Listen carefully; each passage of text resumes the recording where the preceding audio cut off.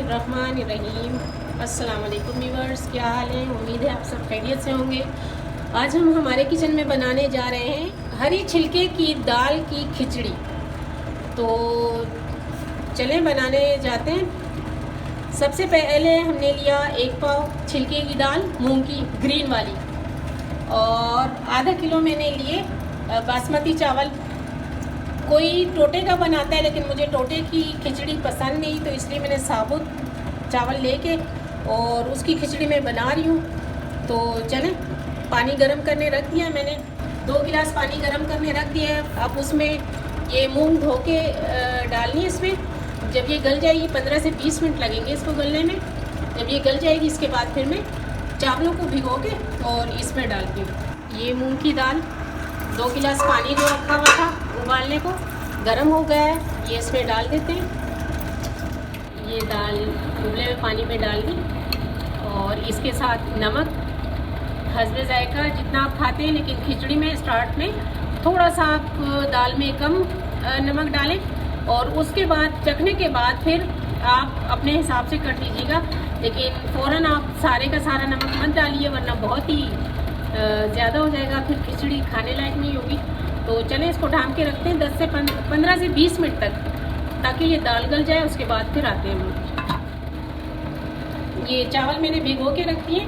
जब तक दाल गलेगी तो चावल भी पानी में भीगा रहेगा। उसके बाद इसका पानी निथार के और इसमें ऐड कर देंगे इसको। तो चलें, 10-15 मिनट बाद फिर मिलते हैं। ये हमारी दाल गल गई है, ये गल गई है हमारी दाल।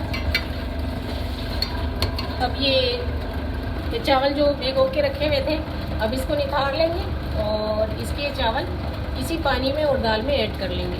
तो चलिए, इसको साफ करते हुए निथारते हैं इसको।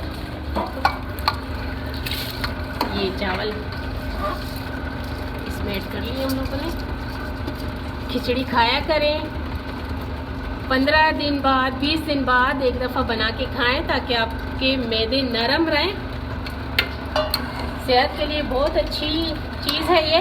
अगर कोई समझे और खाए प्यार से और शौक़ से, तो खाया करें। हफ्ते में एक दफ़ा 15-20 दिन बाद लाजमी खाया करें।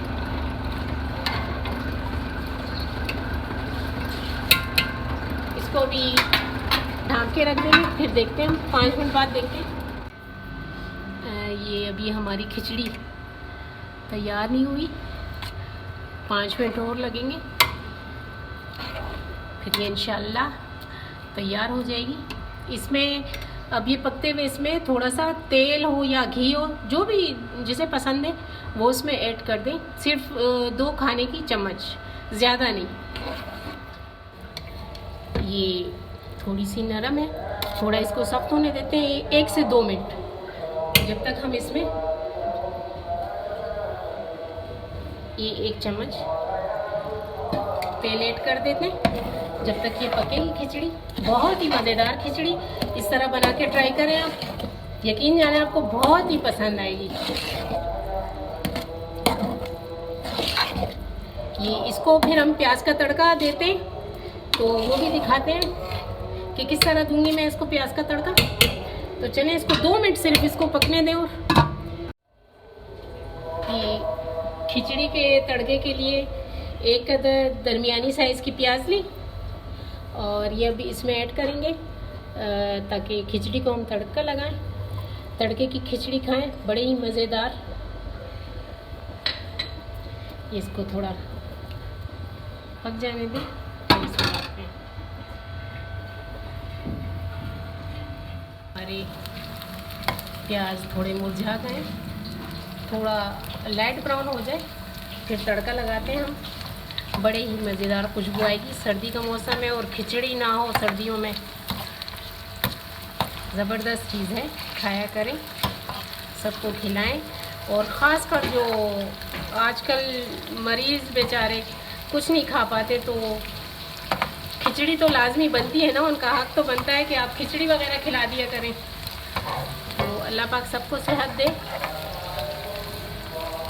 और ये हम तैयार कर रहे हैं, अभी बन जाएगी, ज़बरदस्त खुशबू आएगी।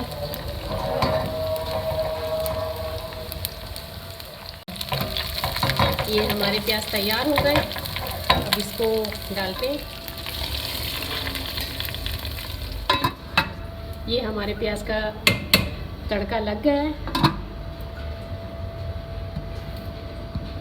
1-2 सेकंड के लिए इसको यूँ ही डाल देते हैं।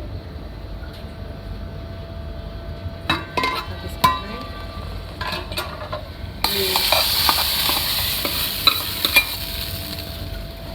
इसको मिक्स कर दें। बहुत ही मज़ेदार खिचड़ी। नमक आप अपने हिसाब से डालें। मैंने चखा, मुझे थोड़ा कम लग रहा है तो मैं थोड़ा सा ऐड कर रही हूँ बीच में। और ये हमारी खिचड़ी हो गई तैयार।